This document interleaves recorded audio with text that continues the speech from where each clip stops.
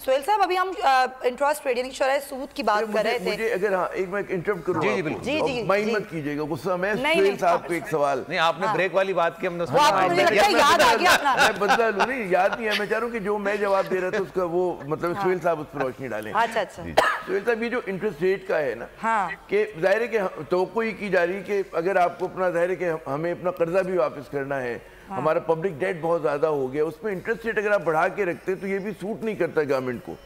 तो लामहला जो interest rate में कमी होनी ही चाहिए, ताकि आपका कम से कम जो डोमेस्टिक डेट है उसके अंदर जो आपकी लाइबिलिटीज़ है उस पर कमी आए।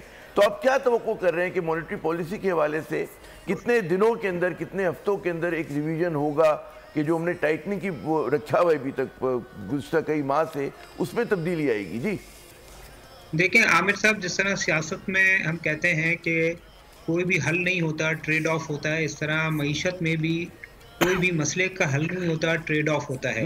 देखें, ये तो गवर्नमेंट के लिए तो बिल्कुल एक सेकंड का में मसला हल हो जाएगा। पाकिस्तान को 8,000 अरब रुपए सूद में अदा करने हैं, तो पाकिस्तान इंटरेस्ट रेट 0 कर दे तो मसला हल हो गया। ना IMF की जरूरत है, ना कुछ है, मुल्क में खुशहाली होगी। मगर इकोनॉमिक्स इस तरह नहीं चलती है। इकोनॉमिक्स में पाकिस्तान के पास 2 ऑप्शन है कि या तो वो सूद कम करे और डिमांड को बढ़ाए और इंपोर्ट को बढ़ाए और अपने फॉरेन एक्सचेंज रिजर्व्स को गिरा दे और करेंसी को 450 कर दे, या ये है कि इंटरेस्ट रेट बढ़ा के डिमांड को कंट्रोल रखे, और जब डिमांड इतनी कंट्रोल हो जाए कि अब लगे कि इंटरेस्ट रेट गिराने, तो फिर गिराए जाते हैं। तो यही सूरत हाल है पाकिस्तान में। वक्त कम है, एक और सीधे सवाल जुड़ा हुआ है समझने के लिए, जो लोग 6 माह के बाद शायद इंटरेस्ट रेट गिरना शुरू हो जाए जब स्टेबिलिटी आ जाए। अच्छा, जो लोग मईशत पे गहरी नजर नहीं रखते सोहेल साहब, मतलब है जो सीख रहे हैं हम जैसे, उनके लिए बड़ा एक सवाल जो आपकी गुफ्तगू से मैं अर्ज कर रहा हूँ, क्या ये नहीं हो सकता कि आप जो है इंटरेस्ट रेट तो कम कर दें लेकिन डिमांड को एकदम बढ़ने मत दें?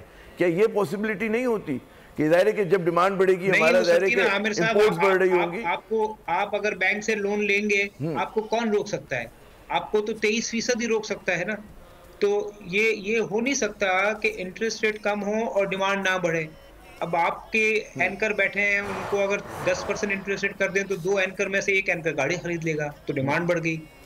आज जो महीने में 1 आउटिंग होती है खाने की, वो 4 आउटिंग हो जाएगी। तो ये जो है, the only way to control economies are two currency and interest rate, और ये दोनों चीजें पाकिस्तान ना चाहते हुए भी इस्तेमाल कर रहा है, और हमने देखा है कि ये इवेंचुअली वर्क करता है और पाकिस्तान के केस में भी काम कर रहा है। लेकिन उसी दौरान सर फिर करेंसी रेट का भी तो फिर फर्क आता है ना सर। जैसे आप कह रहे हैं कि जो इंटरेस्ट रेट बढ़ता है उसमें बहुत सारी चीजें होती हैं, आप आउटिंग ज्यादा कर सकते हैं, लेकिन फिर आप करेंसी रेट भी तो उसी हिसाब से गिर रहा है ना। बाइंग परचेजिंग मैंने कहा ना, 2 डिमांड कंट्रोल करने का 2 है। अगर आपने करेंसी गिरा दी तो आपकी डिमांड भी कम हो जाएगी, इंपोर्ट भी कम हो जाएगी, और अगर आपने इंटरेस्ट रेट बढ़ा दिए तो आपकी लोकल डिमांड भी कम हो जाएगी और इंपोर्टेड डिमांड भी कम हो जाएगी। तो यही पाकिस्तान का अलमिया था कि हम अपने जो एक्सपोर्ट्स हैं या अपने जो वसाइल हैं उससे ज़्यादा खर्च कर रहे थे, तो उसको कंट्रोल किया गया है। जब ये कंट्रोल हो जाएगा, उस लेवल पे आ जाएगा कि फिर उसको ज़रा सा छूट दे दी जाए, तो फिर वो। लेकिन सोहेल साहब ऐसा होता नहीं है ना। इसको ये समझे ना कि जब भी हमारे यहाँ मतलब है कि कहते हैं इकोनॉमी में बूम आ रहा होता है,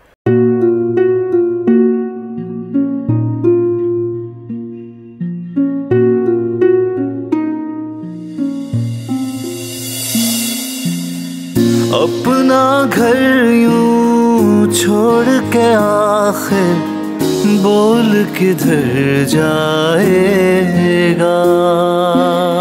ये जो पड़ा है वक्त कड़ा है, वक्त गुजर जाएगा। अब जिंदगी फैसले की घड़ी, सारी मईशत के घर है खड़ी। करने पड़ेंगे कठिन फैसले, तुझ पे ये कैसी आन पड़ी। देखना अब कुछ यूं बदलेगा हमारा पाकिस्तान, खुशियाँ वापस ला कर देगा हमारा पाकिस्तान। देखना अब कुछ यूं बदलेगा हमारा पाकिस्तान, खुशियाँ वापस ला कर देगा हमारा पाकिस्तान। देखना अपनी पहचान के लिए बोल, पाकिस्तान के लिए बोल, हमारा पाकिस्तान मिशन मईशत। देखना